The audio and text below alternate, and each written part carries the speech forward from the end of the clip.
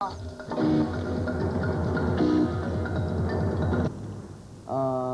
Mr. Choi influenced by this experience in making subsequent films? 我係因為即係拍咗呢個戲之後咧，就開始對於社會同埋呢個時下政府敏感嘅題材就唔再去接觸啦，就比較係即係比較借題發揮啦，同埋係講嘅嘢都好多時候唔係太利用咗真實嘅材料資料去描寫嘅，都係借用一啲舊嘅題材啊，或者係以前嘅唔同而家嘅時代嘅嘢去編寫故事，去講而家嘅問題。Shanghai Blues made by Choi Hak. It's set in the wartime Shanghai, and the film shows the people react to the time when the Japanese is attacked in Shanghai, and the people how to react, how their changes, their attitudes, and the Pussy Leung's Hong Kong 1941 is set in the also in the wartime Hong Kong, and the Japanese army take over Hong Kong may be a symbol as the Chinese take over Hong Kong in 1997. Mr. Chan says more straightforward films have fared less well. There's another film called Home in Hong Kong, and they point out some people they have different reaction to the 1970. Some want to immigrate, some want to stay, and that film is banned, and then we made part of it and passed by the censor, and quite a lot of the comments are omitted in the release version. 我覺得呢樣嘢係唔進步同埋落後嘅，因為點解每個社會入邊，如果係你係覺得民主係進步嘅話，應該係等每個電影工作者有權去發表自己對個社會嘅角度同觀點，而唔能夠話唔俾佢講，然後就用翻以其他嘅古裝啊，或者係一啲唔係而家嘅現實嘅題材去拍啲現實嘅問題，變咗好多嘢咧，我哋唔講得，好多嘢我哋唔做得，好多嘢係嗰個説話講唔到出嚟，變咗係。亦都唔能夠反映到而家呢個時代入邊嘅嗰個成個社會面貌係表現唔出嚟。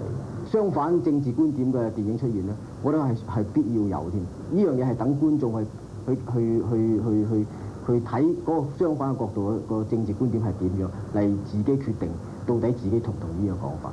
如果你係否決咗一樣嘢嘅話，變咗你好難話邊樣嘢，變咗你係阻止咗成個言論嗰樣嘢。我覺得觀眾嘅眼光係雪亮嘅，佢有自己嘅判斷力去決定呢樣嘢係啱或者唔啱，而唔係由政府嘅家長制度嘅形式嘅方法就話你唔應該聽樣嘢，你唔應該睇樣嘢。Mr. So feels the new legislation will allow filmmakers a freer hand in dealing with current topics.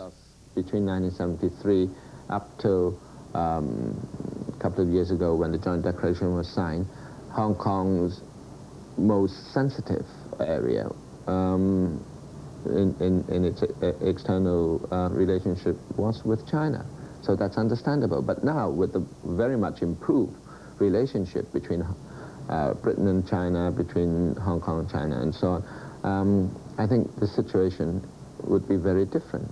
And films that are made now would have to be looked at in the light of present-day circumstances, not in the light of the old conditions. But Mr. Chan says filmmakers are less optimistic.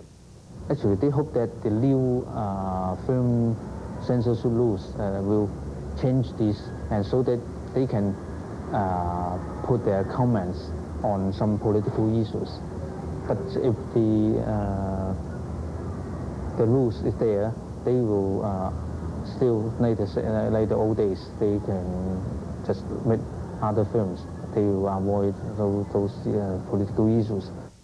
Lawyer Nahil Jayawikrama says the proposed restriction contravenes the United Nations Covenant on Civil and Political Rights, which has applied to Hong Kong since 1976 and which guarantees freedom of expression. The freedom of expression may be restricted by law to the extent necessary in the interests of national security, public order, public morality, public health, and to protect the rights and reputations of other people. But if a film is to be censored because it is feared that neighboring or friendly countries might object to the material in the film, that would be inconsistent with Hong Kong's treaty obligations. Any government has a right to censor any matter that is regarded as not in the wider interest of that particular territory or country. And if, in Hong Kong's view, any film which is likely to result in a damage of the good relations between Hong Kong and other territories, and the damage of that good relations may result, as I mentioned earlier, in any significant damage to trading relations, economic relations, and so on and so forth, which may then affect Hong Kong's economic prosperity. That's clearly something which will falls within the criteria of the well-being, the national well-being of the territories concerned. Has this question actually been checked into?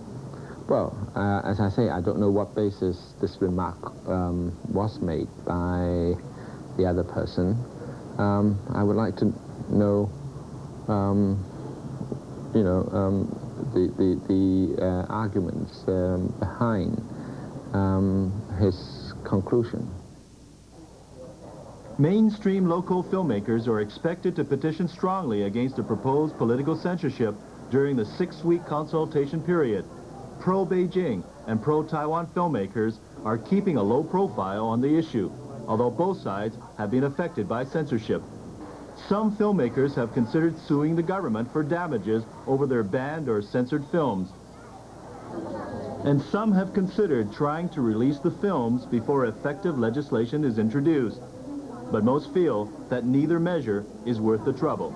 我覺得係即係嗰個底類危險係我6年前、7年前唔記得咗啦，係嗰個時期拍嘅嘢，而嗰時係代表咗我自己嘅思維嘅內容啊嗰樣嘢。喺而家嚟講，我自己再睇嘅話咧，係咪值唔值得攞出嚟再俾觀眾再睇多次呢樣嘢？我係冇再諗過。我覺得係時間過咗去就冇再諗佢，再令佢再打翻嚟咁樣。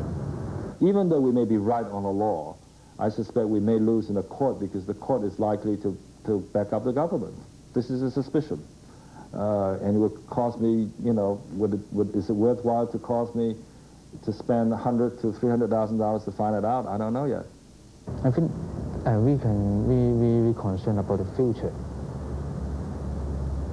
Can the filmmakers make some films concerned with political matters? That is the point we are looking to.